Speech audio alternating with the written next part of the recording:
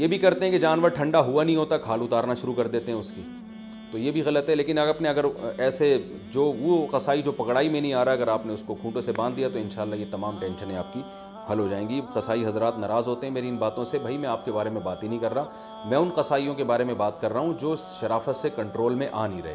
तो आप तो माशाल्लाह अच्छे लोग हैं जो मेरा बयान सुन रहे हैं, आप तो जानवर की 4 रगें काटेंगे, उसके बाद आप आराम से बैठ जाएंगे या दूसरे जानवर को गिराने की फ़िक्र में लग जाएंगे, और ये जब इसकी ब्लीडिंग हो जाएगी अच्छी तरह से तो ठंडा हो जाएगा, तो फिर आप इसका गोश्त काटेंगे और खाल उतारेंगे आप इसकी। तो आपके बारे में बात कर नहीं रहा, मैं उन कसाईयों के बारे में बात कर रहा हूँ जो जल्दबाज हैं। अच्छा भाई, अब मसला ये है कि गोश्त की तकसीम में तोल के गोश्त तकसीम करना ज़रूरी है। खूब अच्छी तरह समझ लें, गोश्त सूदी अमवाल में से है, लिहाजा गोश्त के जब 7 हिस्से होंगे तो तोल के होंगे, ये खूब समझ लें। लोग कहते हैं हम राज़ी हैं, तो राज़ी होने का मसला नहीं है, ये सूदी अमवाल में से है। अब मैं इसकी डिटेल में जाऊंगा तो ये क्लिप बहुत ज़्यादा लंबा हो जाएगा, तो इसलिए बस उलमा की बात पर एतमाद कर लें। इसको तोल के तकसीम करना वाजिब है। अगर तोल के तकसीम से बचना चाहें तो 60 ढेरियाँ बनाकर 7 में कलेजी मिला दें, तो फिर तोल के तकसीम करना वाजिब नहीं रहेगा। इसके दलाइल क्या हैं ये किसी और वक्त इंशाल्लाह बयान करूँगा।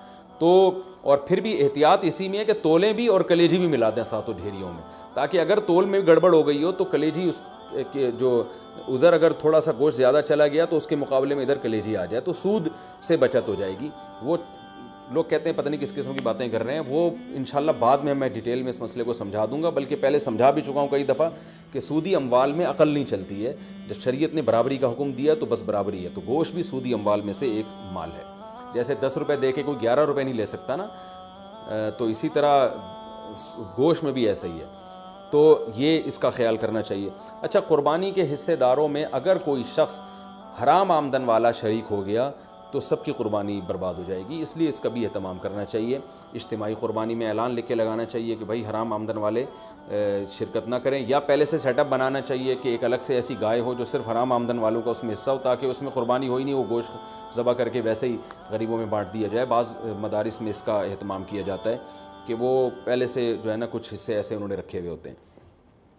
तो लेकिन अगर आप घर की गाय लाए हैं या वैसे किसी गाय में हिस्सा ले रहे हैं और उसमें कोई हराम आमदन वाला आ गया, लेकिन अगर आपको पहले से पता नहीं है तो फिर शरीयत ने हमें बिला वजह के तजस्सुस का हुक्म नहीं दिया। ये एक आदमी ज़बान से कह रहा है मैं हलाल कमाता हूँ, बस उसकी ज़बान पर एतमाद करना हमारे लिए काफ़ी है।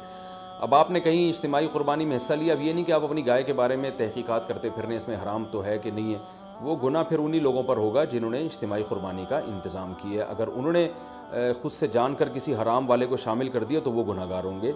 तो आपको अगर जब तक पता नहीं है तो शरीयत में यही हुक्म है, अब हिमू मा भमल्ला, जिस चीज़ को अल्लाह ने वाज़े नहीं किया है तो हम अच्छा गुमान ही रखेंगे उसमें।